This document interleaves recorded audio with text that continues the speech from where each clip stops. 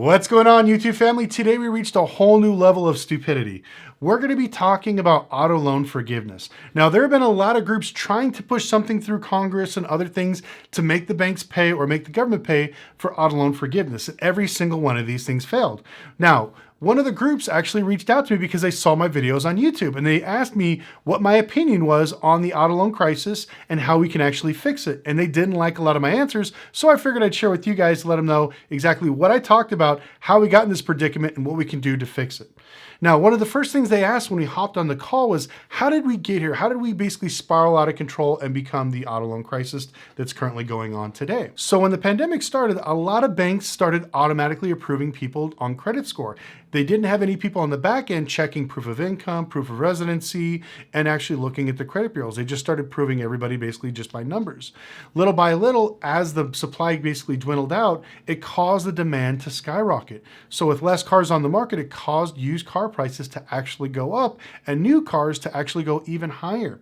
So originally it started off maybe at 110, 120% for most used cars, but by the end of the pandemic, it spiraled out of control to 180% of LTV, which is loan to value.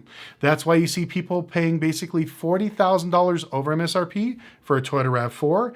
You get these idiots that are paying $100,000 over MSRP for a Cybertruck. I'm sure they're regretting this one now just a year later.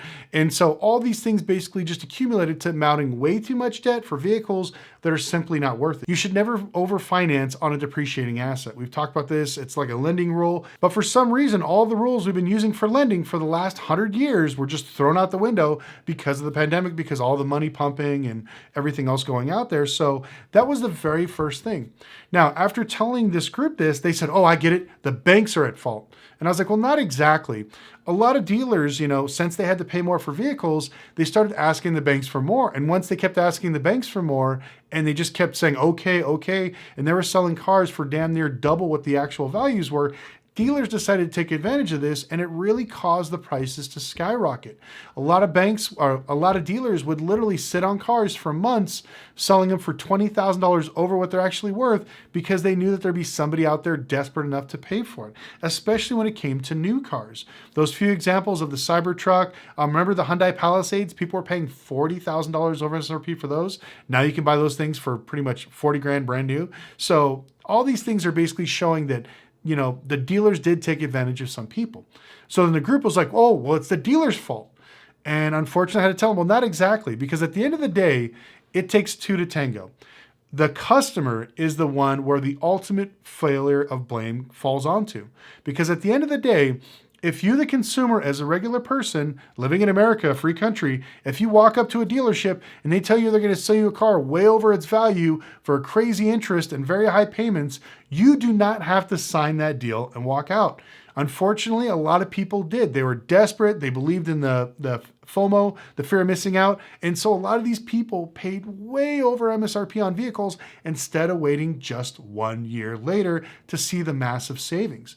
And so now all these people that were anxious, that didn't want to buy a cheap used car in the beginning and decided to pay way over MSRP for some of these expensive cars are now buried in their vehicles and they have nobody else to blame. And these are the people that are crying and screaming the loudest on wanting some sort of auto loan forgiveness, and they think they should qualify for it.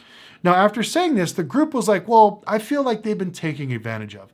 And I was like, how? Nobody put a gun to their head and made them sign this crazy, outrageous deal. Now, this is the one thing that I recommended. I was like, look, what is your barrier to entry when it comes to do loan forgiveness? Is it somebody maybe that got sick, that was injured, that lost their job? What is the threshold to qualify for loan forgiveness? And this is when they dropped it on me saying, oh, we want loan forgiveness for everybody, for every automotive loan that's out there. And I kind of laughed and I was like, well, who's going to pay for it? Are you going to have some sort of like companies that are going to be donating money? Oh no, we're going to ask the Fed and we're going to ask banks to do this.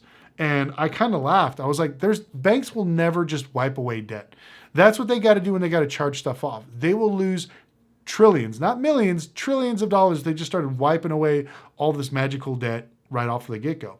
And so they said, well, there's got to be something. Maybe the government will do it. And I was like, I can tell you right now, the government won't do it. Remember how they were supposed to forgive student loans and how that basically blew up in their faces and said they couldn't do it because they couldn't afford it? It's the exact same thing with auto loans. And then on top of that, I hate to say this, but in America, everybody always trying to, impress their neighbor and, keeping up with the Joneses. As soon as you offer any type of debt forgiveness, they're going to go out and buy another car. I guarantee you. That's just the way people work here. And so after hearing this, they're a little upset and they're like, well, what would you recommend? And I was like, I would make a threshold and put it to a certain way, so this way maybe you can get single mothers that were struggling qualified, something else, and also offer some sort of education, because there's no financial literacy classes in America, which is crazy. They don't talk about credit. They don't talk about bankruptcy. They don't talk about the importance of balancing your budget. I think that is more important than anything else, where if you actually get in trouble with one of these, you have to go to like a 3-day course on actually how to spend your money, why it's so important, so you don't fall into this problem again. And so once again, they reiterated, well, we don't really want to do education. We don't think that's useful. And I'm like, well, it is. And on top of that, they said, we still don't want to offer just one group of people forgiveness. We want to offer everybody. And I asked them if they knew what the Fair Sailor Act was. They said no. Now, the Fair Sailor Act is if you're a military person on deployment, so you're in the military and you're serving your country, defending the nation, they're not allowed to repo your car, but there is no forgiveness. There is no forbearance. You still have to make your payments.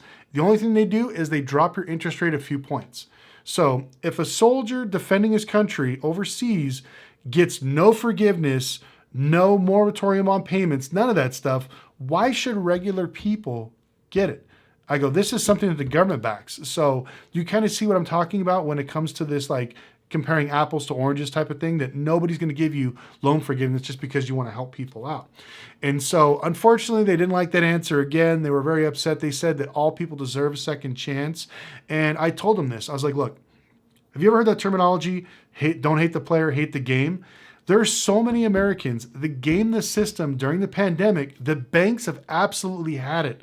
There were so many people that bought cars during the pandemic, and the second they got them, they called up the bank. Oh, I got COVID. I'm sick. I can't go to work, and I need forbearance on my payments. And so they literally paused their payments 1 year, 2 year, 3 years.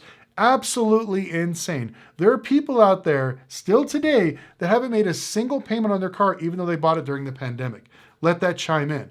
And they're still trying to get over these places. Now, the whole time, these loans have been accruing interest.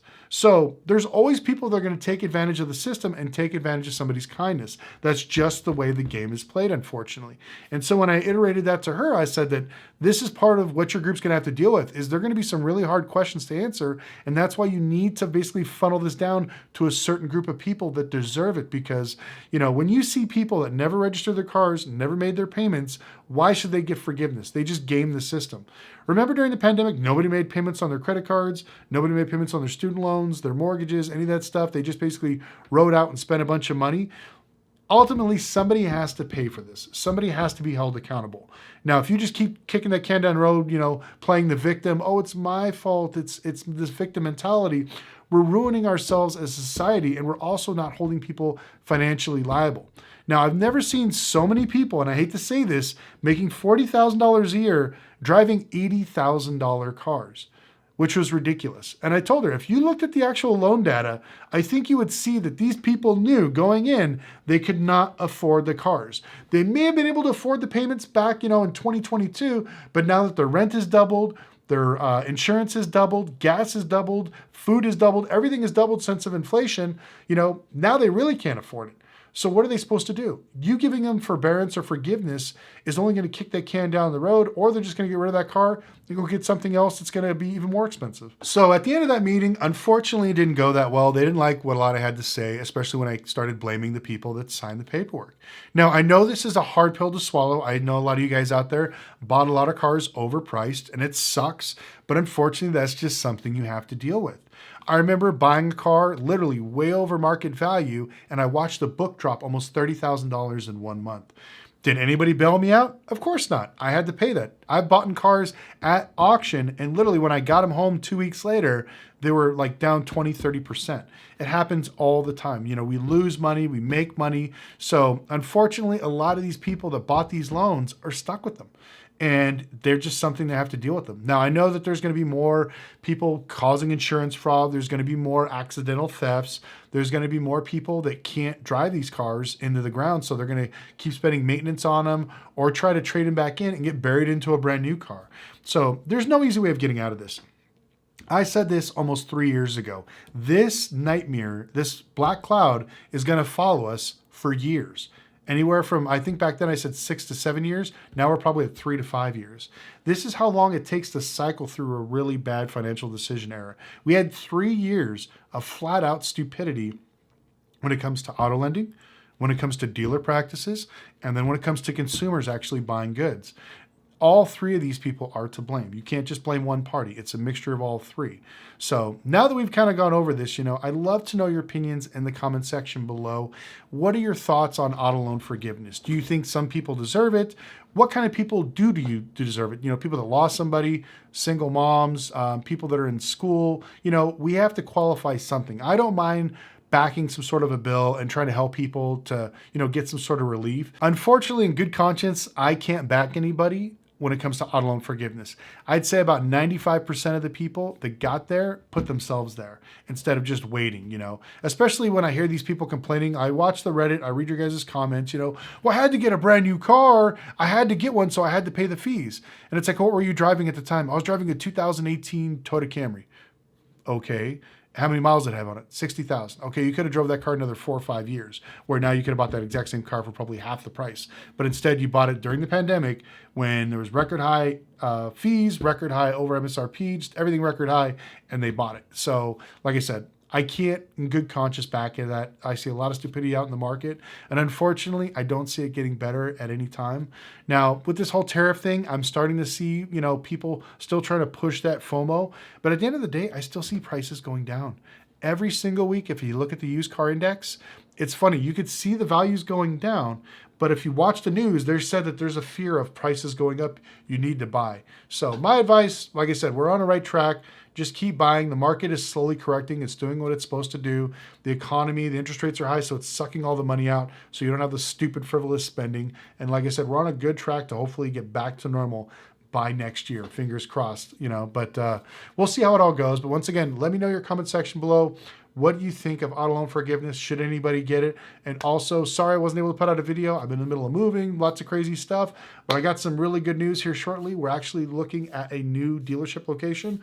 My goal is to start selling cars to you guys, the general public. Right now, I do a lot of wholesaling and brokering on the side, but I'm working with a few people right now to get this new dream going on. Also, we're going to open up a rental car business as well here in Vegas. So, like I said, stand by for that one. I want to thank you guys so much for watching, and we'll see you next video.